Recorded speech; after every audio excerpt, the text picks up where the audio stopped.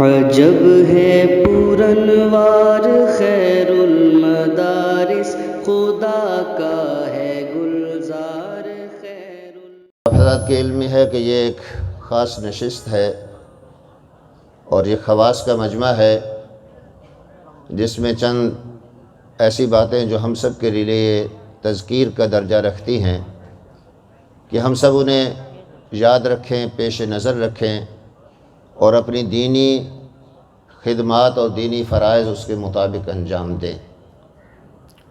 مجھے یہ حکم فرمایا گیا کہ داعی کے اندر کیا صفات ہونی چاہیے اور داعی کو اپنی دعوت میں اور اپنے خطاب میں کن چیزوں کو ملحوظ رکھنا چاہیے، اس کے بارے میں دو تین باتیں آپ حضرات کے سامنے عرض کرنی ہیں۔ پہلی بات تو آپ یہ سمجھ لیں کہ ہم سب دین کے مختلف شعبوں میں کام کرنے والے ہیں۔ کچھ لوگ درس و تدریس میں مشغول ہیں، کچھ وعظ و تبلیغ میں مصروف ہیں، کچھ تصنیف و تالیف میں ہیں، کچھ افتاء کے کام کرتے ہیں۔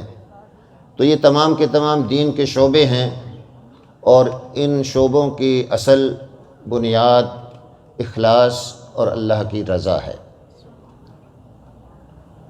جو حضرات دعوت اور تبلیغ کا کام کرتے ہیں تو اس سلسلے میں ان کی خدمت میں گزارش ہے کہ دو ایسی خامیاں سمجھ لیجئے یا نکات سمجھ لیجئے جن کی طرف ہمیں توجہ کرنی ہے۔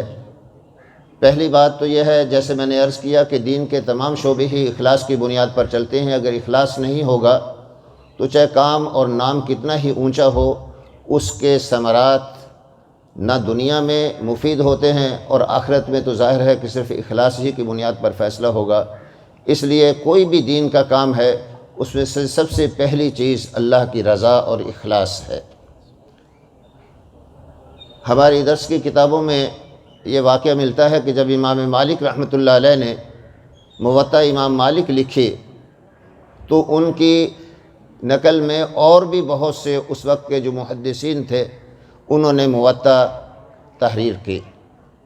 تو امام مالک رحمۃ اللہ علیہ کی خدمت میں عرض کیا گیا کہ یہ اور بھی بہت سے لوگوں نے اسی طرز کی کتاب لکھنا شروع کی ہے۔ تو انہوں نے ایک تاریخی جملہ ارشاد فرمایا کہ ما کان للہ بقیہ، کہ جو اللہ کے لیے ہوگا وہ باقی رہے گا۔ تو آپ کو معلوم ہے کہ اس وقت دنیا میں اللہ تعالیٰ نے جو قبولیت اور مقبولیت موطا امام مالک کو عطا فرمائی ہے وہ اور مصنفین کے جو اس طرز پر لکھی گئی کتابیں تھیں ان کو حاصل نہیں ہوئی۔ کچھ بے سند باتیں بھی بیان کر دیتے ہیں۔ تو واعظ اور خطیب کے لیے یہ ضروری ہے کہ وہ جو بات کرے وہ مستند ہو۔ آج کل بازار میں خطبات کے موضوع پر بہت سی کتابیں لکھی ہوئی ملتی ہیں اور ان میں ساری باتیں مستند نہیں ہوتی۔ اللہ رب العزت نے آپ کو قرآن اور حدیث کی صورت میں بہت بڑا ذخیرہ عطا فرمایا ہے۔ اگر کوئی شخص اسی کو بیان کرتا رہے تو ساری زندگی یہ ذخیرہ بھی ختم نہیں ہوگا۔ اس لیے اس بات کا اہتمام کریں واعظ، خطباء اور ائمہ کہ وہ کوئی بھی ضعیف بات اور کچی بات اپنے وعظ کے اندر بیان نہ کریں۔ اسی طریقے سے ایک ہمارے ہاں یہ بھی کمی ہے کہ بعض اوقات تقریر تیاری کے بغیر کر دی جاتی ہے۔ اس میں انسان کے دماغ میں کچھ پہلے کا مطالعہ کیا ہوتا ہے، کچھ باتیں مستحضر ہوتی ہیں، کچھ نہیں مستحضر ہوتی، تو بعض اوقات خلط ہو جاتا ہے۔ تو بہت سی باتیں ایسی جو واقعات کے اعتبار سے کمزور ہوتی ہیں وہ بھی انسان بیان کر دیتا ہے۔ تو ایک آپ حضرات کی خدمت میں یہ گزارش ہے کہ ہمیشہ تقریر سے پہلے مطالعہ ضرور کریں، مطالعہ کرنے کے بعد تقریر کریں۔ آپ نے ایک نام سنا ہوگا مولانا کوثر نیازی مرحوم کا، یہ بہت بڑے خطیب تھے۔ تو انہوں نے یہ لکھا ہے کہ ایک تو میں نے زندگی بھر، حالانکہ بہت بڑے مقرر اور خطیب تھے، کہتے کبھی بھی میں نے تیاری کے بغیر تقریر نہیں کی۔ اور دوسرا وہ یہ کہتے تھے کہ اگر کوئی لفظ ایسا ہے کہ اس کے معنی کے بارے میں مجھے یا معنی معلوم نہیں یا معنی کے بارے میں تردد اور شک ہے تو چاہے وہ کسی جملے میں نگینے کی طرح بھی فٹ ہو رہا ہو تو میں اس لفظ کو استعمال نہیں کرتا جب تک لغت میں اس کا اصل معنی نہ دیکھ لوں۔ تو اس اعتبار سے گویا ایک ہمارے واعظین کے لیے یہ بات بھی ہے کہ جو بات کہی جائے وہ مستند ہو، مطالعے کی بنیاد پر ہو، اور کوئی بھی لفظ ایسا استعمال نہ کیا جائے جس کے آپ صحیح اور حقیقی معنی سے باخبر نہ ہو۔ اسی طریقے سے میرے دوستو، واعظین کے لیے اور بلکہ دین کے تمام شعبوں کے لیے یہ بات بھی ضروری ہے کہ ہمارا طرز اور ہمارے مقتدا جو ہیں وہ حضرات صحابہ کرام ہیں۔ تو گویا ہماری زندگیوں میں صحابہ کرام کے عمل کی اس اعتبار سے جھلک نظر آنی چاہیے۔ صاحب مشکات نے فقیہ الامت حضرت عبداللہ ابن مسعود رضی اللہ تعالیٰ عنہ کا قول نقل کیا ہے۔ انہوں نے فرمایا کہ من کان مستنن فلیستن بمن قد مات، جو آدمی کسی کے راستے پر چلنا چاہتا ہے، کسی کی تقلید کرنا چاہتا ہے، تو اس کو چاہیے ان لوگوں کی تقلید کرے جو دنیا سے رخصت ہو چکے ہیں۔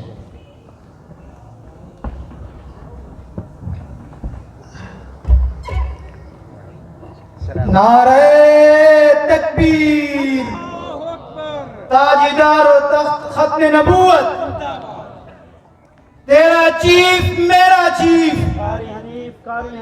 تیرا چیف میرا چیف، آواز نکالے بھائی، تیرا چیف میرا چیف، نعرہ تکبیر۔ بیان سننے آئے ہیں، بند کروانے نہیں آئے۔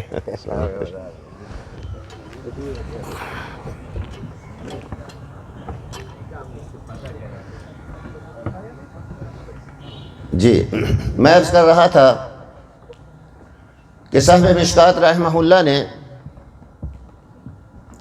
فقیہ الامت حضرت عبداللہ ابن مسعود رضی اللہ تعالیٰ عنہ کا یہ قول نقل کیا ہے، من کان مستنن فلیستن بمن قد مات، جو آدمی کسی کے راستے پر چلنا چاہتا ہے اسے چاہیے کہ ان لوگوں کے راستے پر چلے جو اس دنیا سے رخصت ہو گئے ہیں۔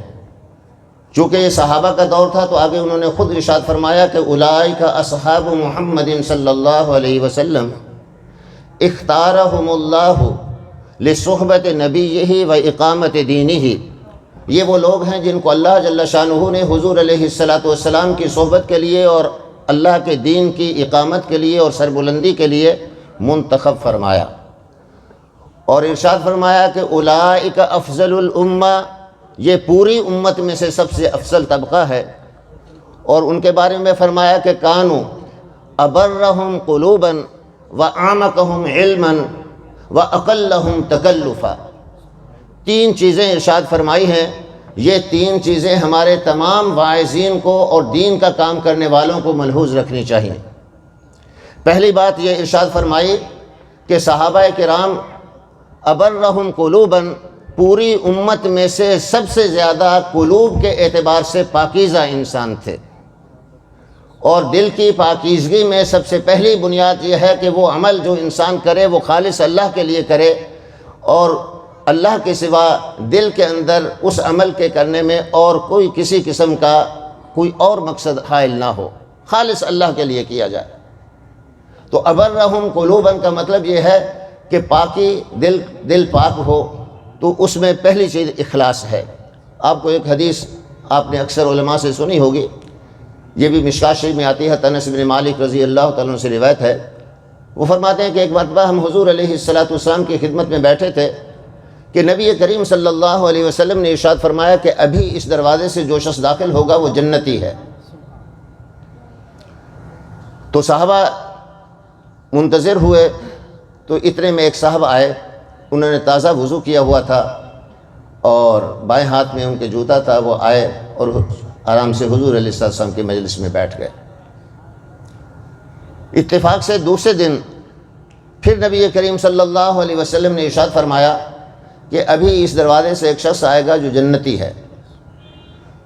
تو دوسرے دن بھی وہی صاحب اس دروازے سے داخل ہوئے وضو کر کے اور آ کر حضور علیہ السلام کی مجلس میں بیٹھ گئے۔ نبی کریم صلی اللہ علیہ وسلم کے صحابہ میں حضرت عبداللہ ابن عمرو ابن عاص رضی اللہ تعالیٰ عنہ ایک مشہور صحابی ہیں۔ وہ فرماتے ہیں کہ میرے دل میں یہ جذبہ پیدا ہوا کہ جس شخص کے لیے حضور علیہ السلام بار بار جنتی ہونے کا ارشاد فرما رہے ہیں اور اس کے جنتی ہونے کی پیشین گوئی فرما رہے ہیں، اس کے بارے میں معلوم تو کرنا چاہیے کہ اس کے اعمال کیسے ہیں۔ تو وہ کہتے ہیں کہ میں ان کے گھر پہنچا اور کسی بہانے سے میں نے کہا کہ میں آپ ہی کے ہاں کچھ دن بطور مہمان کے رہنا چاہتا ہوں۔ تو انہوں نے کہا ٹھیک ہے، آپ رہیں مہمان۔ تو یہ وہاں پر ٹھہر گئے 3 دن ٹھہرے۔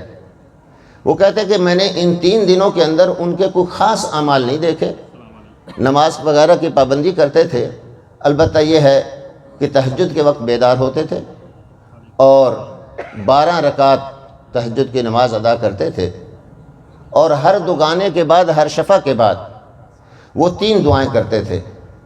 ایک تو یہ اللہم ربنا آتنا فی الدنیا حسنۃ وفی الآخرۃ حسنۃ وقنا عذاب النار 3 دفعہ پڑھتے تھے۔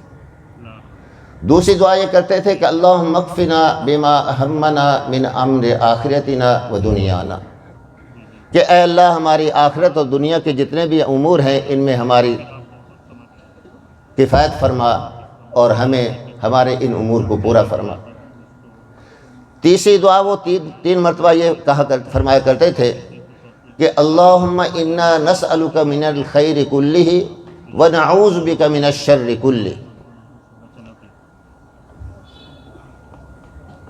تو فرمایا یہ 3 دعائیں کرتے تھے اور تہجد کی نماز پڑھتے تھے 12 رکعتیں، ہر شفع کے بعد یہ 3 دعائیں کر کے اس کے بعد وہ سو جاتے تھے۔ تو میں نے ان کا اور کوئی عمل ایسا نہیں دیکھا جس سے میں یہ سمجھ سکوں کہ شاید حضور علیہ السلام نے ان کے اس عمل کی وجہ سے کہا ہو کہ یہ جنتی ہے۔ تو بالآخر جب وہ جانے لگے تو انہوں نے پوچھ لیا کہ اس طریقے سے حضور علیہ السلام نے آپ کے بارے میں یہ ارشاد فرمایا ہے اور یہ خوشخبری دی ہے، تو میں یہ معلوم کرنے آیا تھا کہ وہ کون سا عمل ہے تاکہ ہم بھی اسے کریں اور ہم اس کا مصداق بن سکیں، جنت حاصل کر سکیں۔ تو انہوں نے فرمایا کہ عمل تو تم میرے دیکھ چکے ہو اور کوئی خاص عمل نہیں ہے، البتہ اتنی بات ہے کہ میں کسی بھی مسلمان کے بارے میں اپنے دل کے اندر کسی قسم کا کھوٹ اور بغض اور کینہ نہیں رکھتا ہوں۔ اور دوسری بات میں یہ آتی ہے کہ جب بھی میں سوتا ہوں تو میں عشاء کے بعد اس حالت میں سوتا ہوں کہ دنیا کے کسی مسلمان کا کوئی بغض میرے دل میں نہیں ہوتا۔ تو وہ صحابی حضرت عبداللہ ابن عمرو ابن عاص رضی اللہ تعالیٰ نے فرمایا کہ تلک التی بلغت بک وہی التی لا تطاق، کہ یہی وہ چیز ہے جس نے آپ کو اس مقام تک پہنچا دیا ہے اور یہی وہ چیز ہے جس کی عام لوگ طاقت نہیں رکھتے۔ تو جیسے میں نے عرض کیا کہ حضرت عبداللہ ابن مسعود رضی اللہ تعالیٰ فرماتے ہیں ابرہا قلوبا، صحابہ کرام جو تھے ان کے دل بہت پاکیزہ تھے۔ تو پاکیزہ قلوب کے اندر سب سے پہلی بات یہ ہے کہ کسی مسلمان کے بارے میں کوئی حسد یا کینہ یا بغض یا دشمنی انسان کے دل میں نہیں ہونی چاہیے۔ دوسری، قلب کی پاکیزگی کے لیے یہ بات بھی ہے میرے دوستوں کہ انسان کے اندر کبر نہ ہو۔ حضور علیہ السلام نے حضرت انس بن مالک رضی اللہ عنہ کو خطاب کر کے یا بنیہ کہہ کر خطاب فرمایا تھا اور ارشاد فرمایا تھا کہ اے بیٹے، اگر تم سے ہو سکے تو ایسے کرو کہ اپنے آپ کو کسی مسلمان سے برتر نہ سمجھنا، کبر نہ کرنا۔ اور ایک حدیث میں حضور علیہ السلام نے فرمایا کہ 3 چیزیں مہلکات میں سے ہیں جو انسان کو ہلاک کر دیتی ہیں۔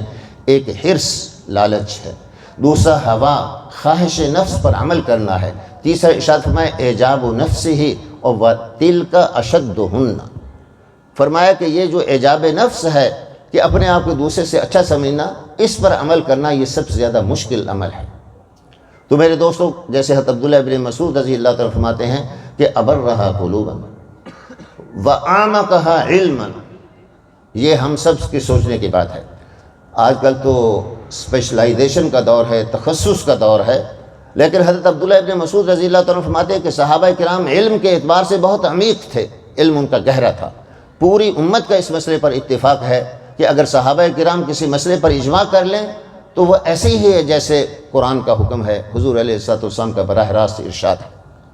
اور اگر صحابہ کرام کا کسی مسئلے میں اختلاف ہو جائے تو علماء نے لکھا ہے کہ وہ جو اختلافی صورتیں ہیں ان میں سے کسی ایک کو اختیار کیا جا سکتا ہے، لیکن ان سب کو چھوڑ کر کوئی آدمی ایک اور راہ تجویز کر لے، یعنی وہ ساری رائے چھوڑ کر ایسی رائے جو صحابہ میں سے کسی صحابی کی رائے نہیں ہے، تو علماء نے فرمایا کہ یہ گمراہی کا راستہ ہے۔ تو صحابہ کرام کے بارے میں اعمقہا علماً، علم کے اعتبار سے سب سے عمیق تھے۔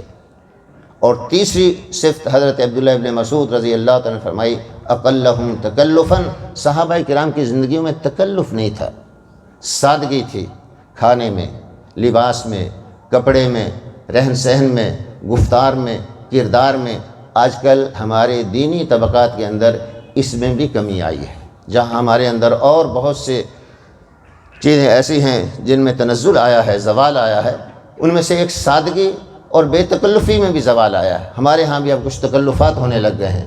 تو حضرت عبداللہ ابن مسعود رضی اللہ تعالیٰ عنہ نے صحابہ کرام کی یہ صفات بیان فرمائی کہ جس کے اندر ان کی اقتدا کرو۔ تو میرے دوستو، ہمارے جو دوست آئمہ ہیں، خطبہ ہیں، واعظین ہیں، ان کو حضرت عبداللہ ابن مسعود کی یہ نصیحت جو ہے، یہ صرف واعظین کے لیے نہیں، دین کا کام کرنے والے ہر شخص کے لیے اور ہر مسلمان کے لیے ہے کہ ان چیزوں کا اہتمام کیا جائے۔ اور ان میں سے ان سب کے لیے جو ایک ضروری چیز ہے وہ یہ ہے کہ کسی اللہ والے کے ساتھ انسان کا تعلق ہونا چاہیے تاکہ وہ اس کی اصلاح کرے۔ حضرت تھانوی رحمۃ اللہ علیہ نے فرمایا کہ اگر کوئی حقیقی بڑا نہ ملے تو کسی کو ضابطے کا بڑا بنا لینا چاہیے، اس سے مشورہ کرتے رہنا چاہیے ضابطے کا۔ تو اس طریقے سے جو آدمی ہے وہ انشاءاللہ العزیز جو ہے بھٹکے گا نہیں۔ اگر ہم ایک شخص عالم ہے، حافظ ہے، واعظ ہے، خطیب ہے، تو ہو سکتا ہے اس کے اندر کوئی عیب ایسا ہو کہ اس کو خود پتہ نہ چل سکے۔ اس لیے ہمارے ہاں یہ جو ڈاکٹر صاحبان ہوتے ہیں یہ اپنا علاج خود نہیں کرتے، اگر یہ بیمار ہو جائیں کسی دوسرے ڈاکٹر سے مشورہ کرتے ہیں۔ ایک دفعہ ایک ڈاکٹر صاحب سے پوچھا ہم نے کہ بھئی آپ اپنا علاج خود نہیں کرتے؟ تو انہوں نے کہا اپنا علاج خود کرنا مشکل ہے، ہم بھی بیمار ہو جائیں کسی دوسرے ڈاکٹر سے مشورہ کرتے ہیں۔ اس کی وجہ یہ ہے کہ مثلا ایک آدمی کی پیشانی پر کوئی چیز لگی ہوئی ہے تو وہ اس کو نظر نہیں آتی، لیکن دوسرا آدمی آسانی سے دیکھ لیتا ہے کہ اس کی پیشانی پر یہ چیز لگی ہوئی ہے۔ اسی طریقے سے اگر ہمارے اندر کوئی عیب ہے تو اگر ہمارا کسی سے اصلاحی تعلق ہوگا وہ اس کو محسوس کر لے گا۔ ہم خود چاہیں گے کہ ہمیں معلوم ہو جائے، یہ ذرا مشکل ہے۔ تو اس لیے ان کی بنیاد، یعنی یہ جتنے ہم کام کر رہے ہیں ان کی بنیاد اخلاص ہے، اور اخلاص کی بنیاد یہ ہے، اخلاص کہاں سے ملتا ہے؟ کسی اللہ والے کے پاس، ان کی صحبت میں بیٹھ کر اور ان سے اپنی اصلاح کرانے کی صورت میں یہ اخلاص کی دولت اللہ تعالیٰ عطا فرما دیتے ہیں۔ جیسے میں نے شروع میں بھی عرض کیا کہ ہماری اصل تقاریر جو ہیں، بلکہ خطاب ہمارے بڑے اکابر اساتذہ تشریف فرما ہیں ان کے، اور بالخصوص جامع خیر المدارس کے رئیس حضرت مولانا محمد حنیف صاحب جلندری دامت برکاتہم ان کا ہوگا۔ اللہ تعالیٰ ہم سب کو ان کے یہ خطابات سن کر اس سے استفادے کی اور اس پر عمل کی توفیق عطا فرمائے۔ وآخر دعوانا الحمدللہ۔ عجب ہے پورنوار خیر المدارس خدا کا